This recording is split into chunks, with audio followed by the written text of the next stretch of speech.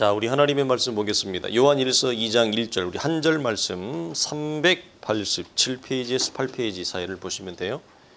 베드로 후서 다음에 요한일서 2장 1절 한 절 말씀.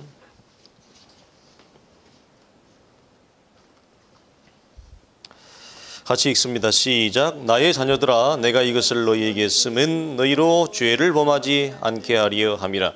만일 누가 죄를 범하여도 아버지 앞에서 우리에게 대언자가 있으니 곧 의로우신 예수 그리스도시라. 아멘.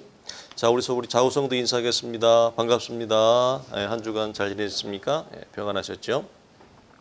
우리가 지난주 나누었지만 밑에 교회는 다른 말씀을 지난주 나눴습니다. 그 이유는 우리 잘 아시는 대로 권 집사님 가정의 그 어려움 때문에 그 자녀들을 밑에 성도들이 이렇게 돌아가면서 이렇게 나누고 케어하는 그 부분이 쉽지가 않아요. 사실은 쉽지가 않습니다. 가족이라도 쉽지 않습니다. 우리 성기 집사님이 저한테 개인적으로 이렇게 얘기하는 걸 들어보면 가족이라도 쉽지 않습니다. 근데 왜 제가 그 말씀을 나눴냐면 공동체 안에서 우리가 원하건 원치 않건 연약한 자가 우리 속에 항상 있어요. 하나님 앞에 갈 때까지. 그 연약한 자들을 우리가 어떻게 대하며 어떻게 섬겨야 되는가라고 하는 것은 상당히 중요한 신앙의 내용이고 상당히 중요하다는 것은 그것이 우리의 신앙의 전부의 모습으로 드러날 수 있어요. 그래서 우리가 나누었습니다만 유대인들이 또 바리새인들이 항상 주님으로부터 이 지적을 받았던 가장 큰 근본적인 이유는 그들은 율법의 이론과 틀은 가지고 있는데 무엇이 없어요? 짐을 지는 게 없는 거예요. 자기는 짐을 안 져요. 이게 참 우리 시대에도 참 우리가 어려운 숙제죠. 그래서 감사하게도 뭐냐면 일찍 그 연약한 짐을 지는 법을 배우는 훈련을 하나님이 허락했다. 그래서 우리가 연약한 자의 짐을 나눌 때, 배울 때, 질 때 어떤 자세로 어떻게 우리가 제 짐을 그 연약한 자의 짐을 나눌 것인가라고 하는 것을 그래서 밑에 교회는 시작을 했어요. 그래서 그냥 오늘 하고 다음 주까지 하면 끝날 것 같은데 그래서 우리 지난주에는 함께 우리가 그 부분을 나누었습니다. 우리가 하는 스케줄이 있으니까 거듭남의 열매, 사랑과 또 죄의 부분에서 죄의 부분 마지막 부분을 오늘 나누겠습니다. 우리가 지지난주 나누었던 죄의 문제에서 거듭난 성도고 거듭난 자도 죄의 문제에서 그렇게 실제적으로 자유하지 않다면 우리가 나누었습니다. 원리적으로는 자유해요. 원리적으로는 어떤 면에서 예수 그리스도가 십자가에서 우리의 죄와 사망의 문제, 율법의 죄, 정죄의 문제를 모두 해결했다라고 하는 이 원리적인 면에서는 자유하나 문제는 뭐죠? 우리의 현실입니다. 우리의 현실과 실제에서는 우리는 여전히 죄를 범해요. 그러면 우리가 던지는 질문이 뭐라고 그랬어요? 도대체 예수 믿는 사람이나 안 믿는 사람이나 동일하게 죄를 짓는다면 도대체 뭐가 다른 거냐? 예수 안 믿는 사람들이 너희들은 예수 믿는 너희는 도대체 우리가 뭐가 다르냐라고 할 때 우리가 나누었죠. 우리는 죄의 문제에서 뻔뻔하지 않다. 여전히 우리는 구원을 받았음에도 불구하고 자신의 연약함에 기인하여 우리는 죄를 집니다. 그러나 우리가 가지는 죄에 대한 자세는 뭐죠? 자신이 죄인임을 고백하고 죄인임을 인정하고 자신이 연약함과 불완전함을 인정한다. 그래서 성도라고 하는 것은 완전한 자가 아니에요. 마침표를 찍은 자가 아니에요. 죄의 문제에 대해서 마침표를 찍고 온전한 자가 아니에요. 우리는 완전함을 추구하고 온전함을 추구하여 그 방향으로 나아가는 거예요. 그리고 도리어 우리는 자신의 연약함 때문에 즉 자신의 죄의 문제 때문에 하나님의 은혜를 구하고 그리스도의 십자가 앞에 엎드리는 자예요. 그러나 하나님을 모르는 자는 자신의 죄의 문제, 자신이 살아온 육체의 방식, 죄의 방식, 죄의 습관의 문제 때문에 십자가 앞에 엎드리지 않습니다. 그리고 그것을 항복하려 하지도 않습니다. 인정하려 하지도 않습니다. 우리가 대중매체를 통해 범죄한 자들의 모습을 보면 그들이 언제 여러분 대한독립 만세 부르듯이 자기가 죄인이라고 항복하는 사람 봤습니까? 못 봐요. 우리는 그 극명한 사실을 확인하는. 그래서 우리가 신앙적으로 참 어려운 그룹이 있다. 신앙적으로 참 어려운 그 색깔을 가진 사람들이 있다. 그 색깔과 그룹이 뭐라고 그랬어요? 하나님 앞에서 자기 자신의 죄의 문제에서 뭐 하지 말라? 뻔뻔하지 말라. 차이가 우리는 뻔뻔한 게 아니에요. 그러니까 얼굴이 두껍지 않아요. 그 부분에서. 자신의 죄인됨을 인정하는 거죠. 인정과 항복이 소망이에요. 그리고 그것이 변화의 시작이에요. 그런데 끝까지 자기는 항변하잖아요. 에스큐스 하잖아요. 계속 이 변명 저 변명을 늘어놓잖아요. 그리고 자기 거기 어떤 인정과 속 깊은 항복이 없어요. 그 사람은요 변화되지 않아요. 절대 변화되지 않습니다. 오히려 예수 안 믿는 사람보다도 더 악할 수도 있어요. 이 부분에서 우리가 그래서 죄의 문제에서 뻔뻔하지 않게 겸손하게 자신의 죄인됨을 인정하고 고백한다. 이게 뭐예요? 이게 차이라. 죄의 문제에서 예수 믿는 사람과 믿지 않는 사람의 차이이다. 그래서 루터가 목사님이 말한 대로 우리는 성도는 거듭난 죄인이에요. 이 사실을 여러분 뼈 깊이 항상 간직했으면 좋겠어요. 그런데 이런 인정과 고백의 과정 중에 예외 없이 모든 성도들이 현실적으로 경험하는 게 있습니다. 그게 무엇일까요? 죄에 대한 문제 때문에 뭘 경험하? 여러분 스스로에게 물어보세요. 환경적인 조건적인 절망을 하는 사람들이 많습니다. 저 또한 환경적으로 조건적으로 절망해 본 아픔이 많은 사람이에요. 그런데 그런 환경과 조건에 대한 절망이 아니고 오늘 우리가 나누는 것은 뭐냐면 자기 자신의 죄의 문제에 대한 좌절과 절망이에요. 이걸 반드시 해요. 거듭난 그리스도인은 죄의 문제에서 뻔뻔하지 않은 사람. 그래서 자신의 죄에 대한 깊은 좌절과 절망을 하기 때문에 무엇이 그 안에 시작될 수 있다고 그랬어요? 변화와 소망이 생겨요. 그러나 자신의 죄의 문제에서 좌절과 절망을 하지 않는 사람은 계속 뻔뻔한 거죠. 왜? 자기는 아무리 생각해봐도 자기는 문제가 있는 사람처럼 안 보이는 거예요. 자기 자신의 금이 가 있는 그것을 보지 못하는 거죠. 그러니까 그 사람은 뭐죠? 변화와 소망이 생겨나지 않습니다. 여러분 신앙적으로 대충 살 때는 몰랐지만 신앙적 결의를 갖습니다. 신앙적 각성을 가지고 믿음으로 걸어가는 성도들이 현실의 문제에서 반드시 경험하는 것은 바로 자신의 죄의 문제에 대한 연약함입니다. 거듭난 것 확신합니다. 확신할 뿐만 아니라 말씀의 은혜도 압니다. 말씀의 은혜를 안다는 건 좀 더 깊게 들어가면 무엇이 하나님의 말씀인지에 대한 말씀의 분별도 이제는 생겨나기 시작했고 그 말씀의 분별에서 오는 신앙적 분명함과 신앙적 선명함이 내 안에 있습니다. 그럼에도 불구하고 그런 모습과는 전혀 어울리지 않는 자신의 연약함을 여전히 보게 되어질 때 자신의 죄에 대한 무슨 절망과 좌절이 우리 안에 있어요. 여러분 우리가 잘 아는 대로 뭐 가을이 오면 종교개혁주일이 오잖아요.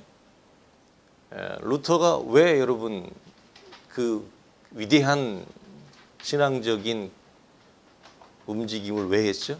시작이 뭐예요? 우리가 나누는 거예요 지금. 나는 문제가 없어. 나는 사제니까. 나는 루터가 좋은 대학을 나왔거든요. 나는 루터는요 좋은 학교를 나왔어요. 좋은 걸 가지고 있어요. 나는 외형적으로 캐리어적으로 문제가 없는 사람이야. 실력이 있는 사람이야. 나는 사제야. 그랬다면 종교개혁은 애초에 시작도 되지 않았습니다. 그 위대한 역사가 시작된 기초는 단초는 어디 있어요? 자신의 죄에 대한 깊은 좌절과 절망입니다. 그러니까 이게 없으면 하나도 안 변한다고요. 그 사람은 어디를 가든지 변하지 않아요. 늘 얘기해요. 예전에 전사 때부터 많이 엘리야가 설교해도 그 사람 안 바뀌어요. 예수님이 설교해도 그 사람 안 바뀌어요. 전혀 안 바뀌어요. 여러분 세례 요한이 설교할 때, 예수님이 설교할 때 그 사람들은 그 색깔을 가지고 있는 사람들은 변화의 시작으로 삼은 게 아니라 세례 요한을 죽이려고 하는 마음에 살기의 살이의 시작으로 작동해요. 예수님이 말할 때 예수님의 말씀을 받는 게 아니라 저자를 어떻게 하면 내어 쫓을까, 죽을까로 발동을 해요. 무섭죠? 이 색깔을 가지고 있는 사람은 변하지 않습니다. 그래서 이 색깔을 가장 경계하셔야 돼요. 내 안에 이런 게 바울이 데살로니가 교회에서 얘기한 것처럼 악의 모양이라도 품지 않도록 이 하나님 앞에, 은혜 앞에 뻔뻔하려고 하는 이런 색깔은 아예 씨도 못 붙이게 해야 돼요. 뭐라 해야 돼요?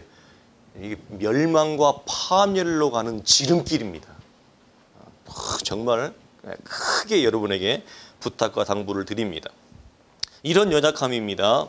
사랑과 긍휼의 문제, 사랑과 긍휼의 내용이 뭔지를 알겠어요. 그런데 내 자신이 사랑과 긍휼의 내용을 실천하기에는 내 자신이 너무 멀리 있는 거예요.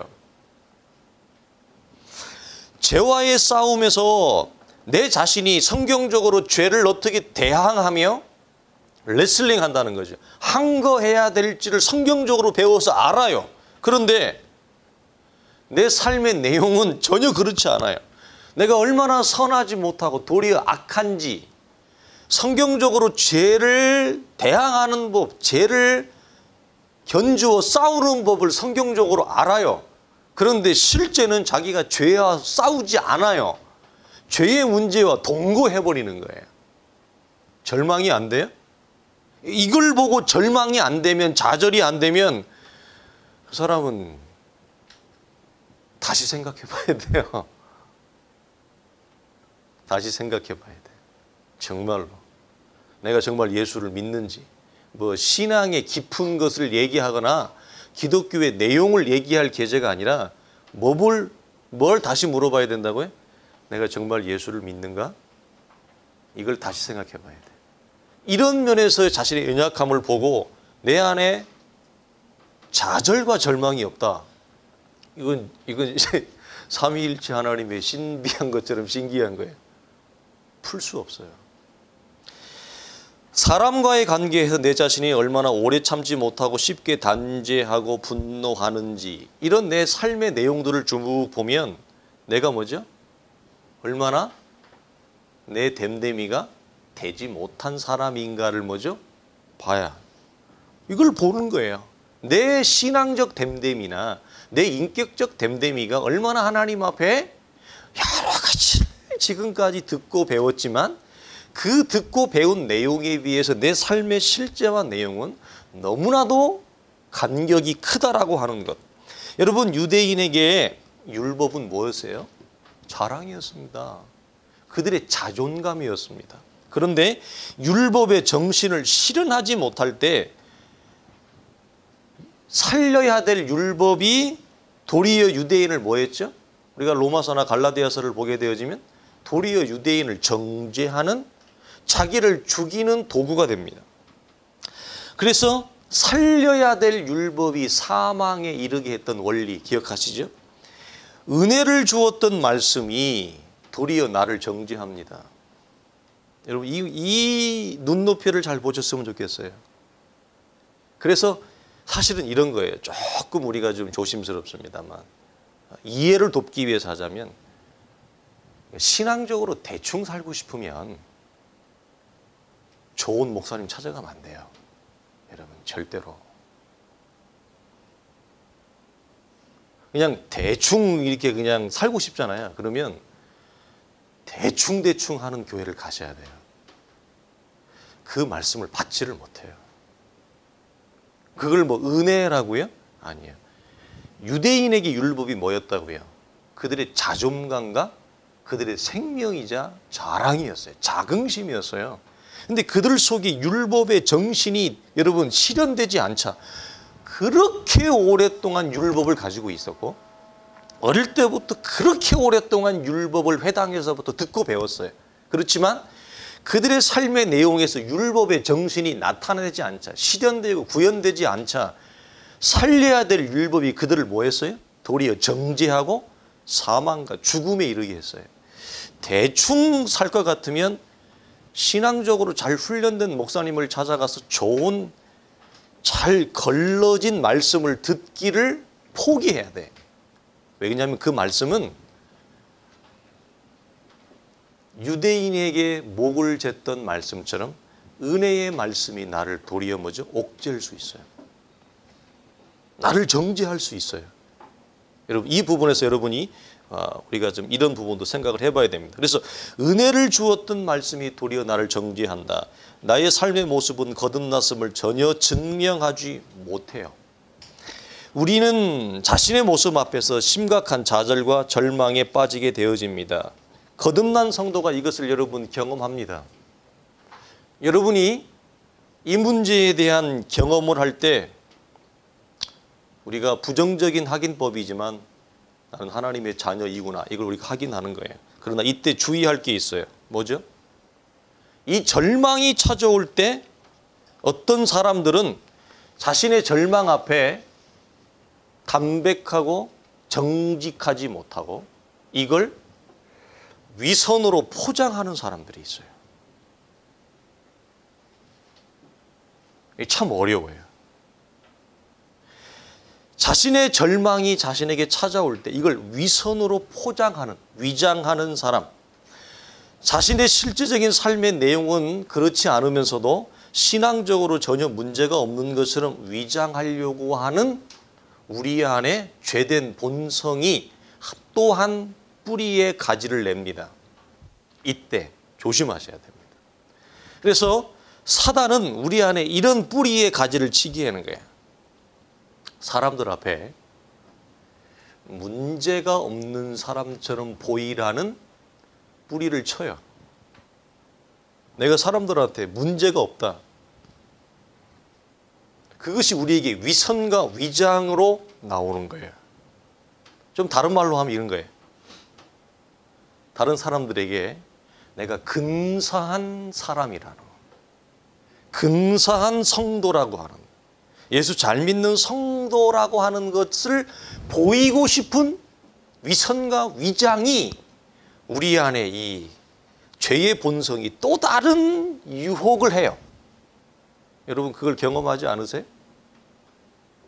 그런데 그때는 여러분 우리가 이렇게 해야 돼요. 어떻게 해야 될까요? 내가 사람들 앞에 위선과 위장으로 내가 근사한 사람이에요. 내가 문제가 없는 사람이에요. 여러분 그러면 방향을 잘못한 겁니다. 우리가 뭐 많이 들어서 아는 찬양, 제가 이 20대 중반에 이 찬양이 나왔는데 약할 때 강함 대신에 나의 노래가 되시는 이 찬양이 있죠. 약할 때 강함, 이 찬양을 불렀던 사람이 우리가 아는 대로 교회 안에서 오랫동안 자랐는데 이 사람 안에는 찬양의 은사가 있고 목소리도 좋고 쇼맨십도 있고 이 사람이 찬양 사역을 할 사람들이 굉장히 많은 집중과 이목을 가졌어요. 이 사람은 그런데 그 찬양을 해서 사람들이 관심을 받을 때마다 자기 안에 갈등이 있죠. 아픔이 있었어요. 절망이 있었어요. 그건 뭐죠? 그 사람 안에는 동성연애에 대한 동성을 사랑하는 동성 문제가 있었어요. 그래서 이 사람이 사람들한테 관심을 받고 이목을 받을수록 이 사람은 뭐죠? 그게 자기에게 정죄가 되는 거예요. 그래서 사람들에게 더욱더 자기를 문제가 없는 사람처럼 보이고 싶은 거예요. 근사해 보이고 싶은 거죠. 여러분 항상 기억하십시오. 사단은 이 부분을 위선과 위장으로 포장해서 나를 근사한 사람처럼 사람들에게 보이려고 해요. 그러나 하나님은 만홀히 여기시는 분이 아니세요. 항상 그럴수록 그 사람은 뭐죠? 깊은 좌절 속에 들어가요. 근데 이런 좌절이 없다. 그 사람은 다시 생각해 봐야 된다는 거예요. 이런 내가 거듭났다고 내가 예수를 믿는다고 얘기하는데 이런 내 안에 치열한 메커니즘이 없다. 그럼 말이 안 되는 거예요, 사실은. 그래서 그분이 뭐죠? 더 이상의 위선과 위장을 내려놓고 자신의 근사함을 내려놓고 나는 문제없음을 내려놓고 자기가 자란 교회 앞에 그 공동체 앞에 뭘 담백하게 정직하게 고백해요. 나는 지금까지 여러분들을 속여왔습니다. 그리고 모든 것을 내려놓고 다 떠납니다. 그리고 그가 비로소 그 이후로 비로소 하나님을 만납니다. 여러분. 그리고 그 하나님을 만나고 만든 노래가 뭐예요? 약할 때 강함 대신에. 그 짧은, 아주 짧아요. 몇 마디 안 돼요. 그 가스펠송이 전 세계를 흔들었어요. 20년 전에. 여러분. 우리가 뭐 말로 얘기하죠. 뭐 1907년에 피양 대부흥 운동. 피양 대부흥 운동이 여러분 시작이 뭐예요? 사람들 앞에 자기가 근사합니다. 문제없음이 아니라 자기가 심각한 죄를 범하고 산 것에 대한 담백한 정직한 고백과 항복과 인정이었어요. 거기에서의 변화와 개혁과 소망의 불꽃이 조선 반도의 대부흥의 불길로 하나님이 쓰신 거 아니에요? 그러니까 여러분 이 부분에서 항상 우리가 조심할 게 뭐냐? 사단은 자기 자신을 겸손하고 담백하게 우리의 대언자이신 주님 앞에 나아가 자신의 죄를 항복하고 인정하는 것. 이것은 공동체 앞에서도 마찬가지. 그게 아니라 늘 위선이에요. 자기를 포장하는 것입니다. 이 부분을 항상 조심하십시오. 그래서 이런 거 우리가 뭐 일반 심리학에서 그런 말을 쓴다고 그러는데 착한 오빠 컴플렉스. 뭐 우리식으로 이렇게 하면 교회 오빠 컴플렉스. 자기는 늘 근사해 보이고 멋있어 보이고 자기는 늘 이렇게 착하고 선하고 이렇게 아름다운 것으로 보이려고 하는 위선과 위장으로 근사해 보이려고 하는 그런 유혹에 빠지지 마세요. 사람은요 하나님 앞에 말씀 앞에 담백하고 정직해야 됩니다. 이 부분을 놓치면 안 됩니다. 우리가 이 부분에서. 그래서 이런 유혹이 올 때마다 오늘 사도가 우리에게 주었던 2장 1절에 있는 말씀, 중반절에 있는 말씀이 뭐라고 얘기하냐. 나의 자녀들아 내가 이것을 너에게 쓰는 이유와 목적이 뭐라고 그래요? 너희로 죄를 범하지 않게 함이라. 만일 누가 죄를 범하여도 아버지 앞에서 우리에게 대언자가 있으니 곧 의로우신 예수 그리스도시라 그랬어요. 우리가 거듭났지만 죄를 범합니다. 만약 죄를 범하는 이 상황에 놓여 있을 때 사단은 어떻게 한다고요? 이걸 포장하게 하려고 한다고요. 근사하게 자꾸. 문제가 없는 것처럼. 사도는 뭐라고? 포장하지 마라. 위선하지 마라. 담백하게 정직하게 우리에게는 누가 있다? 의로우신 우리의 대언자가 있으니 그분께 나아가서 자신의 모든 것을 다 내어놓고 정확하게 정직하게 뭐죠? 주님 앞에 서는 것을 사도는 우리에게 권하고 있습니다. 근데 사단은 아유 괜찮아. 야 괜찮아. 다 그러고 살아. 너만 그러는지 아냐? 다 그러고 살아. 괜찮아. 이때만 잘 포장해서 넘어가면 돼. 이때만 잘 근사하게 넘어가면 돼. 이 패턴을 반복한다고요. 제가. 왜 변화와 개혁이 없느냐? 왜 변화와 새로움이 없느냐? 이 패턴이 이 자기의 육신의 근사함에게 속는 자신의 육신에 근사하게 보이려고 이것에 집착하는 패턴이 또 와요. 죄의 습성이 또 와요. 파도가 갔다가 오른 것처럼 갔다가 안 온 적 했는데 이 녀석이 또 옵니다.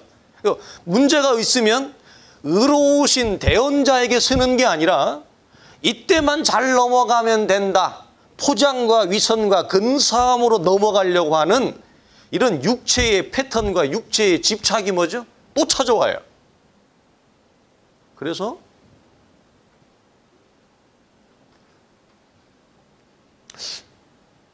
어려운데 사람이 안 바뀌는 거예요.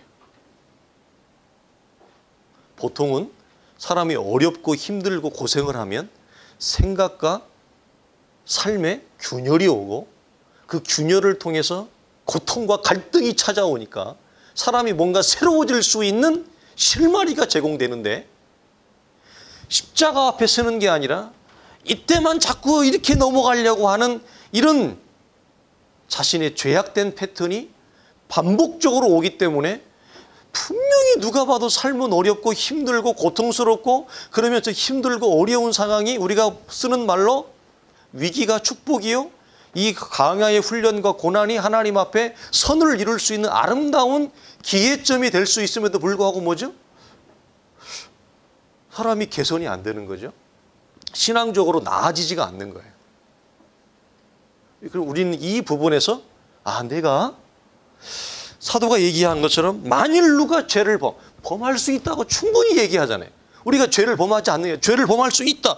아버지 앞에서 그러면 우리에게 대언자가 있으니 그분께 나가라 그러는데 그분께 나가지 않아요. 우리에게는 의로우신 주 예수 그리스도가 있다라고 하는 것은 무엇을 우리에게로 하여금 놓게 할까요? 위선을 벗어나게 합니다. 여러분 보십시오. 사람이 한 번 위선을 한 사람은 그 위선을 계속합니다. 보세요. 자기 자신을 위선과 위장으로 포장하는 사람은요. 이게 한 번으로 끝나지 않습니다. 또 갑니다. 왜 그럴까요? 대언자 앞에 서지 않기 때문에 그렇습니다. 그러니까 대언자 앞에 서는 사람은 뭘 끊어요? 위선과 위장을 끊을 수밖에 없죠. 왜? 더 이상 감출 것이 없으니까. 다 벌거벗겨졌으니까. 그러나 주님 앞에 서지 않는 사람은 계속 자기를 감춰야 되는 거예요. 위선의 옷을 계속 입어야 되는 거예요. 그러니까 어려운데 삶이 힘든데 신앙적으로 인격적으로 아무런 개선이 안 되는 거예요. 돌이 어떻게 되냐면 그쯤 되어지면 불평과 원망과 도리어 사람이 더 고집불통과 자기 주장이 되어집니다. 주님 앞에 서지 않는 위선이 낳는 열매는 뭐냐면 사람이 더 강팍해져요. 힘드니까 그 힘듦을 견뎌내야 돼. 사람이 더 강팍해지고요. 사람이 더 작아지고요. 사람이 자기밖에 볼 줄 모르고요. 이런 부작용의 열매들을 뭐죠? 더 쌓아요. 그렇기 때문에 이 사단이 우리에게 주는 죄의 본성이 주는 뭐죠? 위선의 유혹. 그래서 우리가 부르는 찬송 중에 어떤 찬송이 있죠? 내 모습 이대로 주 받으옵소서. 그래서 우리는 주님 앞에 여러분 위선과 이장을 할 것도 없고 우리 주님은 우리를 흔히 다 보고 깨틀고 아시는데 우리가 무엇을 포장하고 무엇을 감춘단 말입니까? 우리는 주님 앞에 우리의 죄를 고백하고 우리의 연약함을 인정하고 항복하고 하나님의 은혜를 구하고 우리가 죄를 범할 때마다 우리는 하나님 앞에 나아가는 거예요. 그게 뭐죠? 죄의 문제에서 하나님을 아는 자와 알지 못하는 자의 차이라는 거죠. 그래서 오늘 성도가 우리가 죄의 문제를 우리가 돌파할 수 있는 이 복된 길 처음 이것을 나누었습니다. 다음 주에는 이것에 이어서 또 다른 자신의 죄의 문제 때문에 나아가는 또 다른 문제를 나누겠습니다. 기도하겠습니다. 하나님 아버지 감사합니다. 아버지 우리는 하나님의 은혜를 알고 주님을 신뢰하며 고백하며 믿음으로 하나님 걸어갑니다. 여기까지 왔습니다. 하나님 그럼에도 불구하고 내 안에 발생되어지는 내 안에 일어나는 하나님 많은 죄의 문제 때문에 하나님 우리는 슬픕니다. 하나님 우리는 절망스럽습니다. 하나님 우리는 참으로 자기 자신의 모습에 대해서 하나님 바라보기가 어려울 때가 있습니다. 하나님 그럴지라도 오늘 사도는 우리에게 말씀합니다. 만일 너희가 죄를 범하면 우리에게는 의로우신 대언자가 있다 하셨사오니 주여 나를 살리시고 나를 구원하시고 나에게 은혜를 주신 생명을 주신 주님 앞에 다시금 서게 하시고 우리의 위선과 위장의 포장을 다 주님 앞에 내려놓고 담백하게 정직하게 우리의 한계와 우리의 연약함을 고백함으로 거기에서부터 은혜의 소망이 거기에서부터 새로움의 소망이 우리 안에 생겨날 줄로 믿습니다. 사랑하는 온 성도들이 날마다 우리의 대언자 앞에 서는 믿음의 담대함과 담백함으로 주 앞에 나아가게 하여 주옵소서. 우리 주 예수 그리스도의 이름으로 간절히 기도하옵나이다. 아멘. 이제는 우리 주 예수 그리스도의 은혜와 우리 하나님의 크신 사랑과 성령의 감화 감동 역사하심이 우리에게 대언자가 있다라고 하는 이 강력한 소망과 이 말씀이 우리에게 힘이 되어 죄를 범하지만 주님 앞에 다시 설 수 있다라고 하는 이 소망의 말씀 붙잡고 날마다 우리의 대언자 앞에 나아가며 내 자신의 연약함과 내 자신의 불의함을 주 앞에 항복하며 우리의 인생이 하나님의 손에 있음을 날마다 확인하며 고백하며 인도함 받기를 원하는 사랑하는 온 성도들의 복된 고백과 항복과 인정 속에 우리의 모든 믿음의 걸음과 발자취 위에 이제로부터 영원토록 항상 함께 있을지어다. 아멘.